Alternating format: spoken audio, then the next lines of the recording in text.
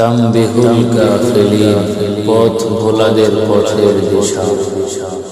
যে যত পবিত্র সে তত বেশি শক্তিশালী মানুষ, সে তত শক্তিধর। বড় চেয়ারে বসে শক্তিধর হয় না। নমরুদ যত বড় চেয়ারে বসুক, ফিরাউন যত বড় চেয়ারে বসুক, তার শক্তিধর কিসের শক্তি এটা? এইরকম শক্তি যে বান্দরেরও এক শক্তি আছে, কুকুরেরও এক শক্তি আছে, এবং জঙ্গলের পশুদের এক শক্তি আছে। এই শক্তি দিয়ে কোন কাজ হবে? তাই না? আর এক শক্তি হলো পবিত্রতার শক্তি। পবিত্রতার শক্তি, পবিত্রতার শক্তিতে সবচেয়ে বেশি শক্তিমান মহান আল্লাহ, এবং মহান আল্লাহর পরে পবিত্রতার শক্তিতে শক্তিমান ফেরেশতারা, এবং আল্লাহ পাকের যত নবী রসুলগণ সকলে পবিত্রতার শক্তিতে ফেরেশতাদের চেয়ে ঊর্ধ্বের শক্তিমান।